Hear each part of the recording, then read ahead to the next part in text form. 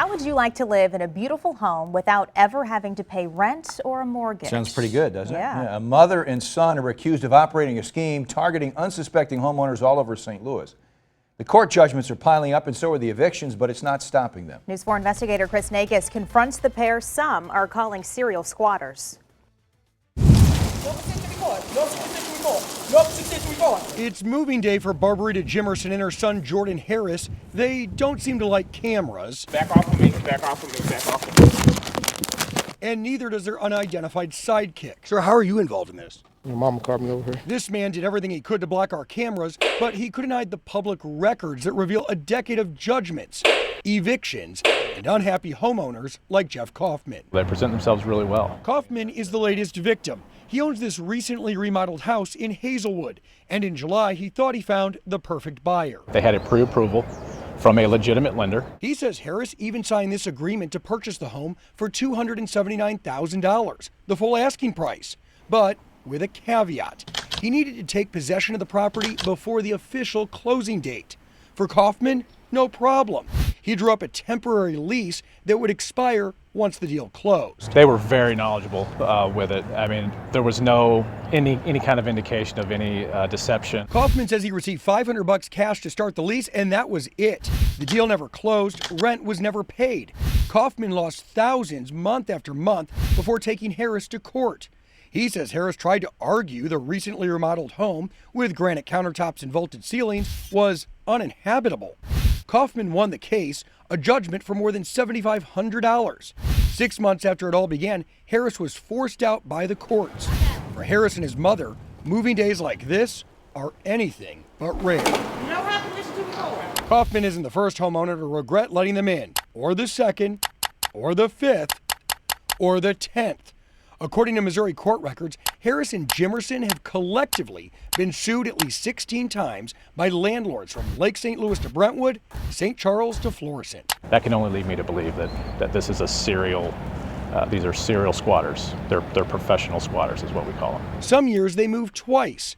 It's been going on since 2009. Back up, 50 feet, private, back up.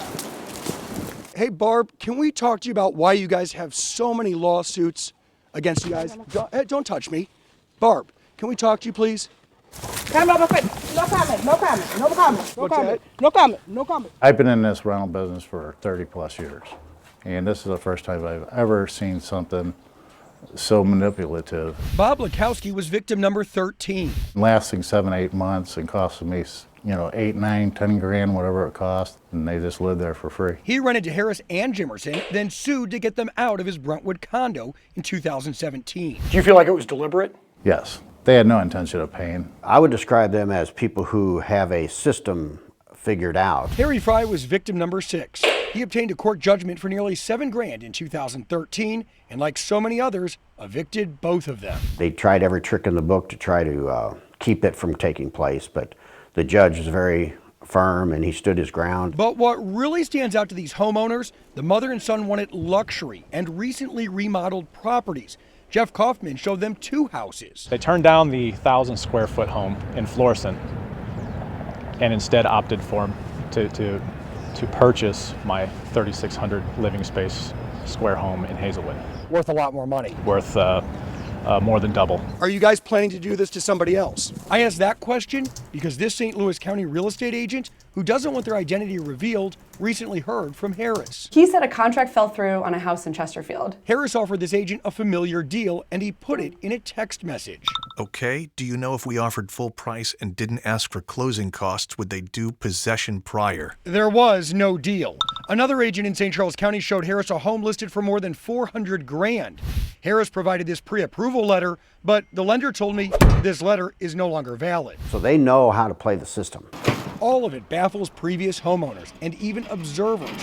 When professional movers showed up to empty out the pair's most recent home, beautiful furnishings, including a new pool table, were on display for everyone to see, including this neighborhood trustee. How can you afford all this lavish furniture and not to pay for where you live? Jordan. Those questions remain unanswered.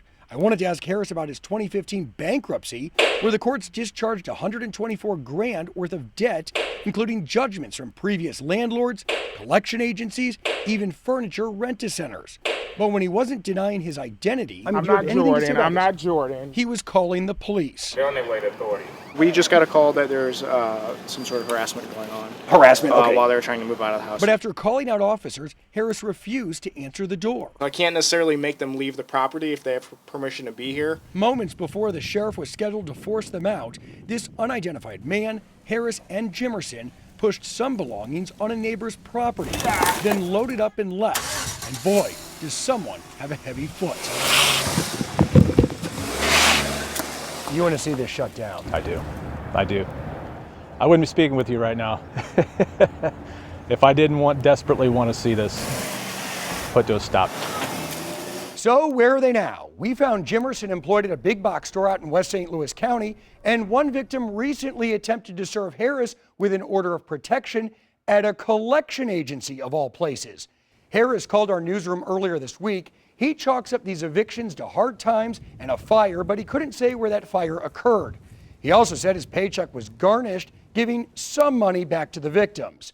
Now the Missouri Attorney General wants to hear from anyone that might be a victim. As for Harris, he told me he's calling 60 Minutes. If the network decides to take on his story, it would air right here on News 4. Chris Negus, News 4 Investigates.